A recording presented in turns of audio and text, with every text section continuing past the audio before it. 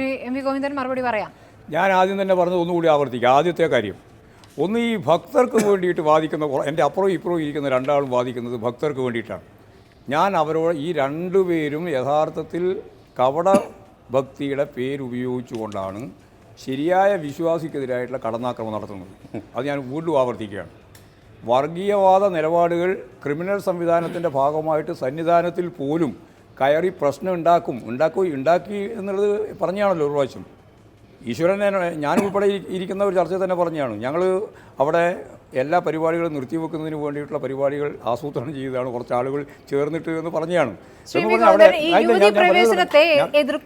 യുവതീ പ്രവേശനത്തെ എതിർക്കുന്നവർ മുഴുവൻ ആക്രമണകാരികളാണ്. ഞാൻ പറഞ്ഞ് പൂർത്തിയാകുമ്പോഴേക്കും അത് വ്യക്തമാവും. എന്ന് പറഞ്ഞാൽ അപ്പുറവും ഇപ്പുറവും നിന്നിട്ട് വർഗീയവാദ നിലപാടുകൾ ഉയർത്തിപ്പിടിച്ച് തീവ്ര വലതുപക്ഷത്തിൻ്റെ ഒപ്പവും അതുപോലെ തന്നെ അതിൻ്റെ അത്ര ഇല്ലാത്ത ഒരു മൃദു ഹിന്ദുത്വ നിലപാട് സ്വീകരിച്ചുകൊണ്ട് കോൺഗ്രസും, തീവ്ര ഹിന്ദുത്വത്തിൻ്റെ ഭാഗമായിട്ട് RSSും BJPയും വിശ്വാസികളുടെ പേര് പറഞ്ഞുകൊണ്ടാണ് ഈ കാലവും കലാപവും കുഴപ്പവും മുഴുവൻ ഉണ്ടാക്കിയിട്ടുള്ളത്. പക്ഷേ അവിടെ ഒരു കുഴപ്പവും പ്രശ്നമില്ലാണ്ട് പരിഹരിച്ച് മുന്നോട്ടേക്ക് പോകാൻ ഗവൺമെൻറ് സാധിച്ചിട്ടുണ്ട്. എല്ലാവരും സമ്മതിച്ചിട്ടുള്ളതാണത്. ഇവിടെ പ്രശ്നം ദേവസ്വം ബോർഡ് നിലപാട് സ്വീകരിച്ചു. ദേവസ്വം ബോർഡ് നിലപാട് സ്വീകരിച്ചത് എന്താ?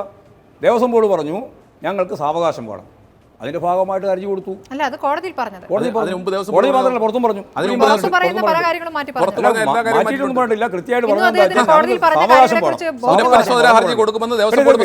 ഞാൻ പറഞ്ഞു വെക്ക്, സാവകാശം വേണം എന്ന് പറഞ്ഞ അടിസ്ഥാനപ്പെടുത്തിയിട്ട് ഹർജി കൊടുത്തു. ആ ഹർജിയുടെ മേലെ ദേവസ്വം ബോർഡ് കൃത്യമായിട്ടുള്ള വാദം ഉന്നയിച്ചു. ആ വാദം ഉന്നയിച്ചപ്പോൾ ഗവൺമെൻറ് ഉന്നയിച്ചതിനേക്കാളും ശക്തിയായിട്ട് വാദിച്ചു എന്ന് നിങ്ങൾ തന്നെ പറയുന്ന നിലയുണ്ടായി. ഏതായാലും ഈശ്വർ അത് തന്നെ പറഞ്ഞു. അപ്പോൾ സ്വാഭാവികമായിട്ടും ദേവസ്വം ബോർഡിൻ്റെ വാദം ഭരണഘടനാപരമായിട്ട് അതുപോലെ സുപ്രീം കോടതിയുടെ വിധിക്ക് അടിസ്ഥാനപ്പെടുത്തിയിട്ട് ഇപ്പോൾ വന്നിരിക്കുകയാണ്. അത് സ്വാഭാവികമായിട്ട് വിശ്വാസികൾക്കെതിരാണ് എന്ന് വ്യാഖ്യാനിക്കുന്നത് എങ്ങനെയാണ്? അതെനിക്ക് മനസ്സിലാവാതെ. വിശ്വാസികൾക്കെതിരായിട്ടാണ് ദേവസ്വം ബോർഡ് നിന്നത്. ദേവസ്വം ബോർഡിൻ്റെ ഏറ്റവും ഫലപ്രദമായിട്ടുള്ളൊരു പണി എന്ന് പറയുന്നത് ഈ വിശ്വാസികളെയും ആചാരങ്ങളെയും സംരക്ഷിക്കലാണ്. ആചാരം എന്ന് പറയുന്നത് 1991 ജസ്റ്റിസ് പരിപൂർണൻ്റെ വിധിയാണോ ആചാരം? ഞാൻ ചോദിക്കട്ടെ, വിധിയാണോ ആചാരം? സുപ്രീം കോടതിയുടെ വിധി അങ്ങനെയാണെങ്കിൽ 28-ാം തീയതി മുതൽ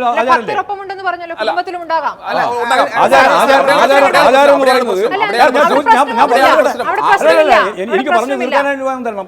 അതായത് ആചാരം എന്ന് പറയുന്നത് ഈ കഴിഞ്ഞ സെപ്റ്റംബർ 28-ാം തീയതി വിധി വന്നിരിക്കുന്നു, സുപ്രീം കോടതിയുടെ വിധിയാണ്. അത് വിധി ആചാരമാണോ? അല്ല, പരിപൂർണന്റെ വിധിയാണോ? ജസ്റ്റിസ് പരിപൂർണന്റെ വിധിയാണോ ആചാരം? പറയണം കൃത്യമായിട്ട് ആളുകളോട്, ജനങ്ങളോട്. അതിനു മുമ്പ് 1957 സുപ്രീം കോടതിയുടെ ഭരണഘടനാ ബെഞ്ച് തന്നെ വിധിച്ചിട്ടുണ്ട്. ആ വിധിയിൽ പറഞ്ഞിട്ടുള്ളത് എല്ലാവർക്കും കയറാൻ തന്നെയാണ്, ഏത് അമ്പലത്തിലും. ഞാൻ പറഞ്ഞു തീർക്കട്ടെ.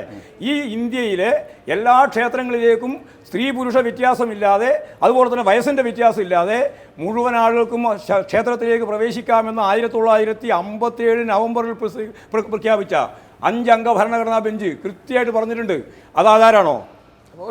ഞാൻ പറഞ്ഞു തീർക്കട്ടെ. അതായത് പറയാന്നാല് ആചാരാണോ? രണ്ടാമത്തത്, പരിപൂർണന് മുമ്പ് അവിടെ സ്ത്രീകൾ കയറിയിട്ടുണ്ട്. അതിന് മുമ്പ് കയറിയിട്ടുണ്ടെങ്കിൽ എല്ലാവർക്കും തെളിവുണ്ടല്ലോ, എത്രയോ തെളിവുണ്ടല്ലോ. അപ്പൊ ഈ നിങ്ങൾക്ക് മാത്രമേ ഇല്ലെന്ന് പറയാൻ സാധിക്കും. തീരട്ടെ, 91 വിധി വന്നു കയറാൻ പാടില്ലാന്ന്. അതാണോ ആചാരം? ഇപ്പോ 2018 വിധി വന്നു കയറാം. ഏതാചാരം? അപ്പൊ ഈ ആചാരത്തെ പറ്റി ഒന്നും വലിയ വാദം പറയണ്ട. ഞാൻ പറഞ്ഞത് കേട്ടെന്നില്ല, എനിക്ക് പറയാൻ സമയമുണ്ട്. അപ്പൊ കൃത്യമായിട്ട് ധാരണ ഇതാ, ഓരോ ആചാരവും മാറിക്കൊണ്ടിരിക്കുകയാണ്. ആചാരങ്ങൾ മാറിയിട്ടാണ് അനാചാരാകുന്നത്. അല്ലാണ്ട് ആചാരം തന്നെ മാറിയിട്ടുണ്ട്. എരി മാറിയുണ്ട്, എരി മാറും. ആരെങ്കിലും വിചാരിച്ചാൽ മാറാതിരിക്കുന്നില്ല ആചാരം. ഇവിടെ എന്തെല്ലാം ആചാരങ്ങൾ മാറിയിട്ടുണ്ട്. എന്തൊക്കെ ആചാരന്മാരും തൊട്ടുകൂടായ്മയും തീട്ടിക്കൂടായ്മയും കണ്ടുകൂടായ്മയും ഉൾപ്പെടെ ഈ ബ്രാഹ്മണ സമൂഹത്തിൽ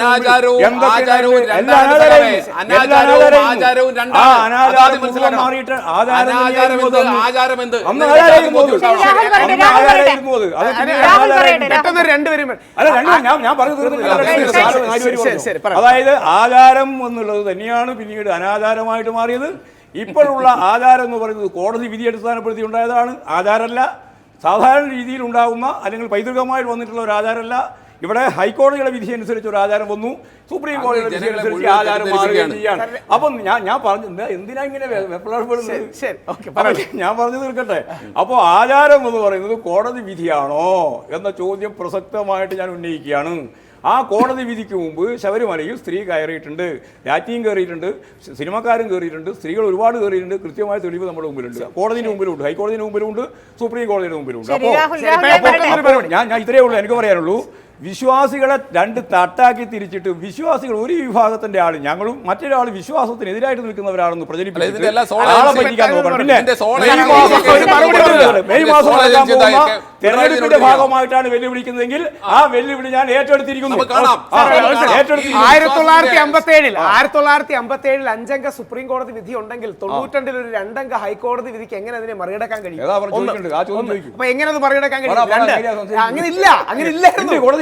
ചരിത്രത്തിൽ ഒരിക്കലും ശബരിമലയിൽ യുവതികൾ കയറുന്നതിന് പ്രായ നിയന്ത്രണം ഉണ്ടായിട്ടുണ്ട്.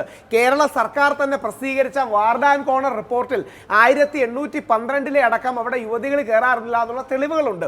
ശ്രീ പിണറായി വിജയൻ സഖാവ് പറഞ്ഞ പോലെ അതിന് അബറേഷൻസ് ഉണ്ടായിട്ടുണ്ട്, അല്ലെങ്കിൽ അതിന് 3 or 4 ലംഘനങ്ങൾ ഉണ്ടായിട്ടുണ്ട്. അതിനെതിരെയാണ് 91 ഹൈക്കോടതി വിധി വന്നത്. കഴിഞ്ഞ 1000 വർഷങ്ങളായി ശബരിമലയിൽ യുവതികൾ കയറാറില്ലായിരുന്നു എന്നുള്ളതാണ് ചരിത്രത്തിന്റെ സാക്ഷ്യങ്ങൾ. 1980 ടു ബി പ്രിസൈസ് 1000 വർഷങ്ങളായിട്ട് അവിടെ കയറാറില്ല. തീർന്ന. ഇനി 2, ഇത് ഞങ്ങൾക്ക് രാഷ്ട്രീയ വിഷയമല്ല, പക്ഷേ ഈ ചില അതൊക്കെ വെറുതെ പറയുന്ന ആദിവാസി മാത്രമല്ല, നായരും ഈഴവനും ബ്രാഹ്മണനും മലയരേനും എല്ലാവരും ഉണ്ട്. മുസ്ലിമായ വാവരും ക്രിസ്ത്യാനിയായ വെളുത്തക്കടക്കം ഈ ശബരിമല തീർത്ഥാടനത്തിൽ സ്ഥാനമുണ്ട്. ഈ ഹിന്ദുക്കളെ സവർണരും അവർണരുമായിട്ട് ഹിന്ദു ക്ഷേത്രമാണ്. അതുകൊണ്ട് എന്താ ഹിന്ദു ക്ഷേത്രം ആയതുകൊണ്ടാണ് ആ ഹിന്ദു ക്ഷേത്രം മതസൗഹാർദ്ദം ഉയർത്തിപ്പിടിക്കുന്ന ഹിന്ദു ക്ഷേത്രം. അതെ, എല്ലാവരും ഉണ്ട് സാർ, എല്ലാവരും ഉണ്ട്. മതസൗഹാർദ്ദം ഉയർത്തിപ്പിടിക്കുന്ന ഹിന്ദു ക്ഷേത്രം, മതേതര ക്ഷേത്രമല്ല. ഉണ്ട്.